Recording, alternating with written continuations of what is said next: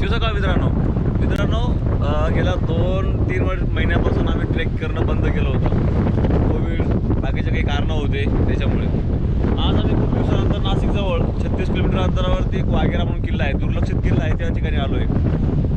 नाशिकहून गिरणारे आणि गिरणाऱ्याहून वाघेरावरून आता राजवीर म्हणून एक गाव आहे छोटंसं, तिथं आम्ही गाडी पार्क करून आता गड किल्ल्याचं जस्ट सुरुवात केली. हे किल्ल्यावरचं पहिलं देवस्थान आमच्या पाठीमागे जे दिसतंय ते आहे हनुमानाचं मंदिर, जे किल्ल्याच्या पायथ्याला आहे. हवा खूप जोरात असल्यामुळे कदाचित आवाज तुमच्यापर्यंत पोहोचणार नाही. आज आमच्यासोबत डॉक्टर रोशन जाधव आणि राजवीर या गावात वाटाडे घेतले सोबत. तर मित्रांनो आता वाटचाल सुरू केली आहे. व्हिडिओ संपूर्ण बघा. किल्ल्यासोबत तुम्हाला संपूर्ण इतिहासही कळणार किल्ल्याचा. व्हिडिओ संपूर्ण बघा, लाईक करा, कमेंट्स करा आणि आपल्या चॅनलला सबस्क्राईब करा. तर चला मित्रांनो आपण आता किल्ल्यावर भेटू.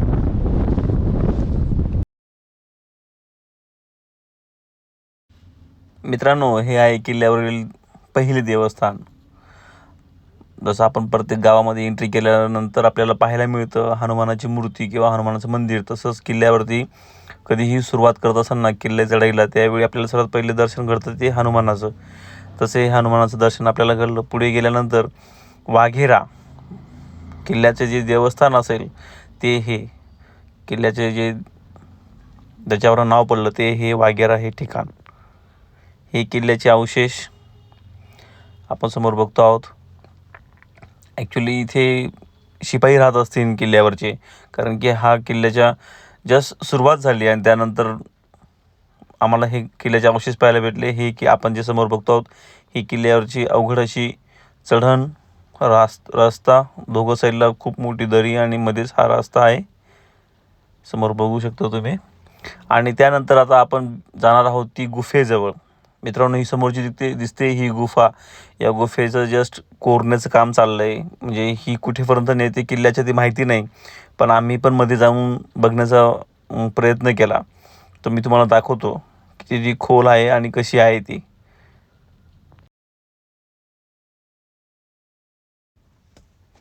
ते बघा मित्रांनो, पोपट पुढे गेला. आता आम्ही त्याच्या पाठीमागून आम्ही पण जाण्याची तयारी करू, कारण की या गड किल्ल्यांवरती कुठलंही मेडिकेशन अवेलेबल नसतं. त्याच्यासाठी पूर्ण तयारीनिशीच आम्हाला उतरावं लागतं. हे बघा आता पोपट पुढे गेला. पोपटने सांगितलं की रस्ता क्लिअर आहे आणि आता मग मी निघण्याची तयारी केली. मी आणि माझ्यानंतर लगेच रोशन जाधव माझ्या पाठीमागून त्या गुफेमध्ये एंट्री करते. आम्ही चाललो आहे त्यापुढे.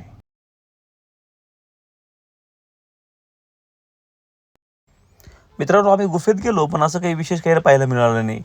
त्या वाटाड्यांनी सांगितलं की मध्ये कोरण्याचं काम चाललं आहे. गुफेला मध्ये जे अजून पुढे जाण्यासाठी ते कोरण्याचा प्रयत्न करत आहोत.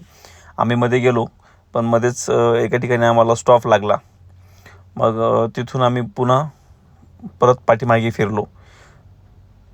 हे तुम्ही समोरचे बघताय ना, हे बघा आमचा वाटाडा आम्हाला रस्ता दाखवतोय की खाली गेल्यानंतर परत एक मध्ये टी आकारासारखा मध्ये एक रस्ता लागतो.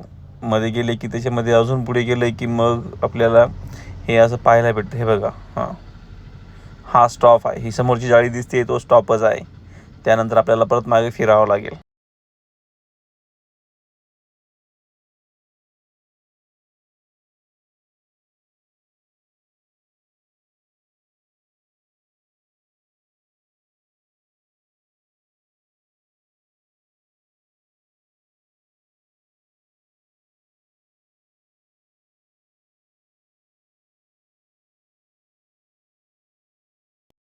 हे बघा मित्रांनो, आम्ही दोघेजण, मी आणि डॉक्टर रोशन, वाटाड्याने आमचा फोटो काढलेला. आता आम्ही परत मागे सरकतो आहोत रस्त्याने मागे जाण्यासाठी, कारण की तिथे फिरता येत नाही. जसं गेलं तसंच परत यावं लागतं. हे बघा मी आता इथून परत मागे निघताना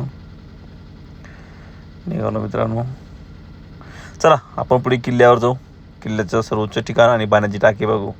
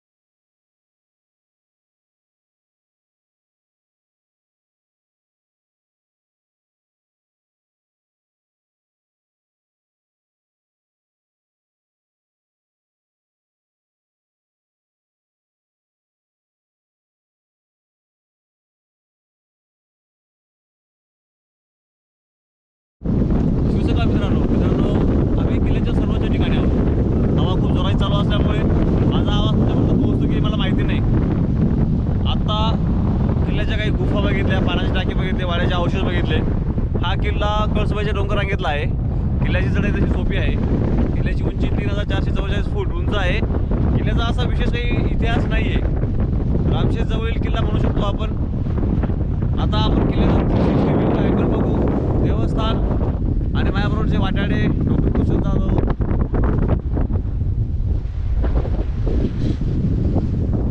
मित्रांनो तुम्ही समोर बघू शकता की घार खूप जवळ.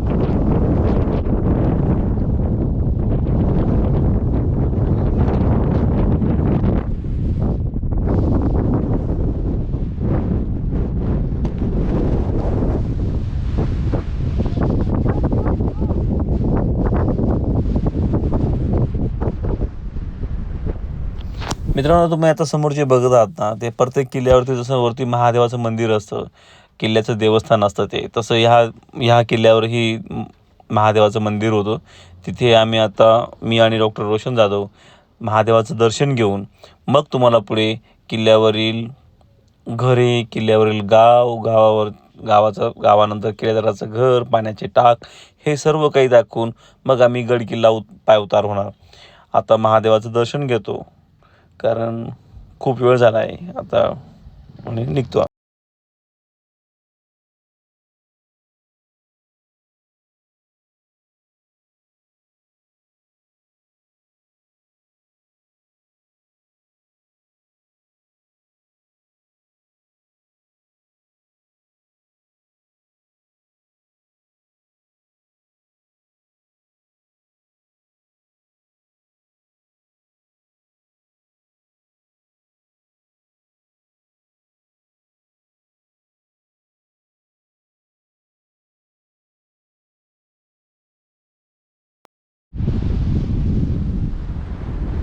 वाड्याचे अवशेष, पाण्याचे टाक,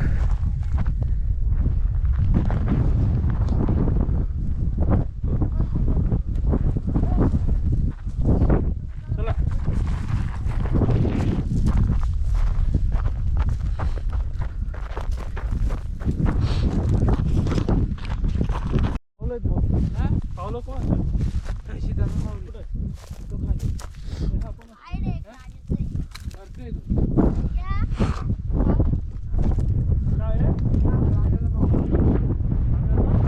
अवशेष. हा बालेकिल्ला असावा इथे.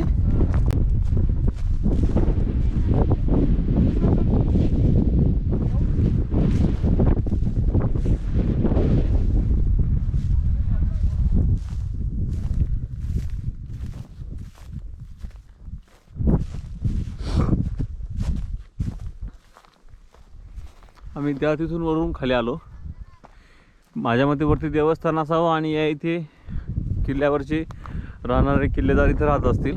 या इथे हे जे आहेत हे वाड्याचे अवशेष, तिथे घरांचे असे वेगवेगळ्या ठिकाणी अवशेष आहेत तिथे. आणि या ठिकाणी बुजलेल्या अवस्थेत पाण्याची टाक आहेत. हे जे तुम्हाला दिसते समोर मित्रांनो, हे पाण्याची टाक बुजलेल्या अवस्थेत. इकडे पण घरांचे अवशेष आहेत.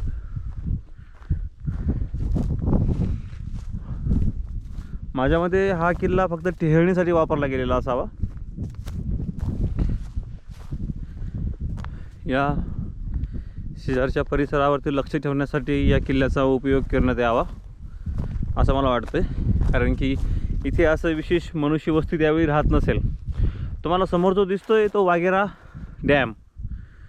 या इथे समोर जे पाणी दिसतंय तुम्हाला ते वाघेरा डॅम, त्याच्या बाजूला वाघेरा गाव आणि त्याच्या बाजूला राजवीर गाव, हे दोन गावं इथे.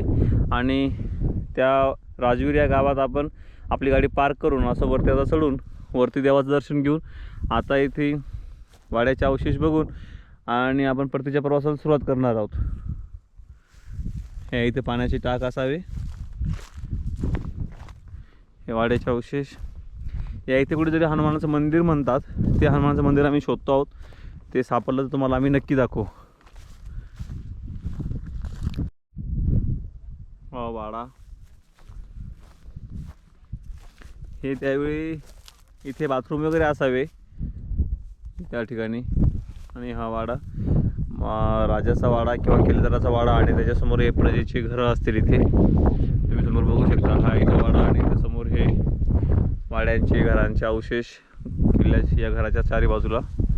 म्हणजे या गोष्टीवरनं हे फिक्स होतं की हे किल्लेदाराचं, या किल्ल्यावर जो नियंत्रण ठेवणारा असेल किल्लेदाराचं हे घर असावं. मित्रांनो या ठिकाणी कसं गाव असेल या इथे घर, तसंच या बाजूला पण इथं घरं. त्याच्यानंतर आपण थोडेसे 2 पाऊल किंवा 2 पायऱ्या चढून गेलं की परत या इथे घरं, या साईडला पण सेम तसेच घर. आणि ह्या पायऱ्या चढून वरती गेलं की परत या ठिकाणी घरं. हे बघा इथं घरं, या साईडला घर. आणि मग या किल्ल्याचा जो मुखिया, जो किल्लेदार होता, त्या किल्लेदाराचं हे घर, हा वाडा किल्लेदाराचा. आणि किल्लेदारच्या घराच्या बाजूला पाण्याचे टाक, त्या साईडलाही काही घरांच्या अवशेष झाडांमध्ये या साईडला आहे. पण उंचावरती किल्लेदाराचं घर आणि मग त्याच्यावरती देवस्थान, अशा प्रकारची रचना या किल्ल्यावर असावी. कारण की त्याच प्रकारे या घरांची रचना इथे आपल्याला पाहायला मिळते. मित्रांनो हा आहे राजमार्ग. म्हणजे या किल्ल्यावरती येण्याचा खरा जो मार्ग असेल त्यावेळी तो हाच. कारण तुम्ही जर व्यवस्थित बघितलं तर या आम्ही आता ज्या रस्त्याने उतरत आहोत त्या रस्त्याने इथे रस्त्यात आम्हाला एक हनुमानाचं मंदिर दिसलं, जे आता पूर्णपणे ढासळलं आहे. हे तुम्ही समोर बघू शकता. हनुमानाची मूर्ती एका दगडावरती कोरलेली आहे. आणि इथून वरती जर गेलं सरळ, इथून वरती जर गेलं तर मग वरती आपल्याला ते गाव, किल्ला आणि देवस्थान लागतं. हा तो रस्ता वरती जाण्यासाठी. मित्रांनो व्यवस्थित जर बघितलं तर हा त्या किल्ल्यावरचा राजमार्ग आहे. इथे मध्ये हनुमानाचं मंदिर आहे, वरती वाडा आहे. पण तुम्ही समोर तिथे बघू शकता त्या तिथे बुरुज आहे. आणि ही तटबंदी आहे जी आता ढासळलेली आहे पूर्ण, ही तटबंदी. आणि आता पुढे कातळात कोरलेल्या पायऱ्या आपल्याला पाहायला मिळतील. म्हणजे आपण त्या साईडने आलो आहे त्या दिशेने, आणि या दिशेने आता खाली उतरणार आहोत.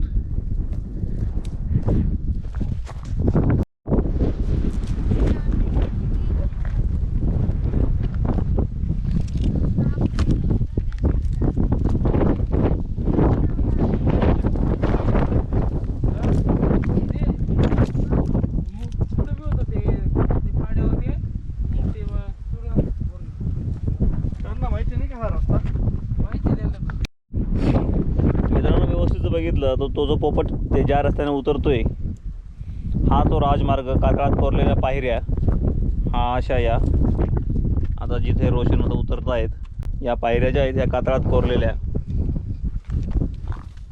या सर्व कातळात कोरलेल्या पायऱ्या.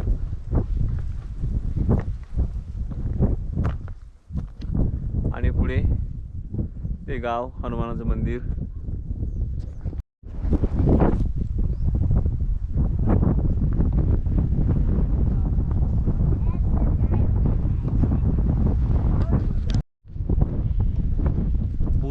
ढासळलेले बुरुज दिसत आहे या इथे. हे इथं काय रे? हे इथे वाड्याचे अवशेष, घरांचे अवशेष या ठिकाणी.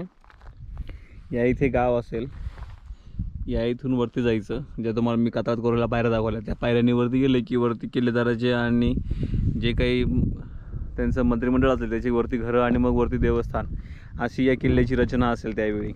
हा किल्ला फक्त इथं टेहळणीसाठी बांधला गेलेला आहे. या किल्ल्याचा दुसरा काही उपयोग नसावा असं मला वाटतं. याचा कुठलाही इतिहास कुठे दिसत नाही, सापडत नाही आपल्याला. इथे फक्त हा किल्ला टेहळणीसाठी यूज केला गेलेला आहे. आता आम्ही परतीच्या प्रवासाला आहोत मित्रांनो. पुढच्या वेळी नवीन किल्ल्यावर, नवीन ठिकाणी, नवीन मित्रांसोबत. तोपर्यंत